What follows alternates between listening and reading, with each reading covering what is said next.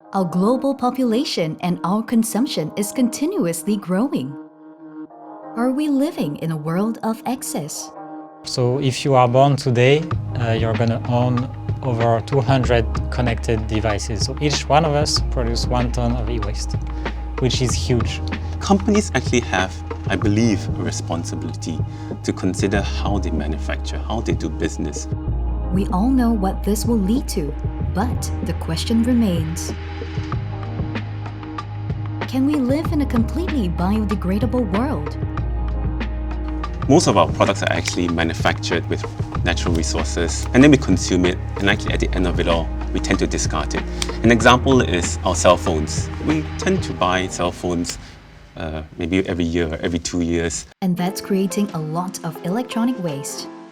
Rebello is a B2C marketplace for refurbished electronics. We enable consumers to buy second-hand devices on our website. In the same time, consumers can sell their old devices to Rebello, and so in that sense, we are closing the loop. The problem in the world is we produce more than 50 million tons of e-waste. Only 20% of this e-waste is fully recycled. Of course, it's difficult to reduce this 50 million tons of e-waste, but we thought that we can have an impact on people to nudge them into being more sustainable and having more reasonable ways of consuming. Now, what's also interesting is actually there's an emergence of companies now that from the beginning when they design the product, they actually design it so that actually it's circular. So an example is of a startup that we have in here is called Noise.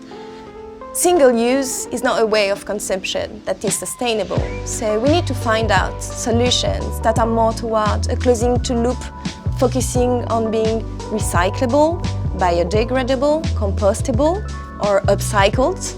So with Nice, what we do is that we create, produce and distribute organic products with an eco-friendly approach, starting with toothpaste. And we create a world where having a positive impact is as simple as brushing your teeth. So we came up with a concept of an endlessly refillable bottle and a subscription model to make it easy and convenient for users.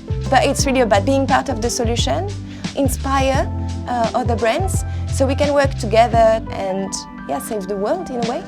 It can sound very daunting, the idea of not generating any waste at all, but I would say we don't have to aim for perfection to want to close the loop immediately. At the same time, Temasek has also supported some of these startups in their journey, especially if they're focused on topics like sustainability. Temasek and StartupX are helping companies like Noise and Rebello through HyperX, a sustainability-focused pre-accelerator program.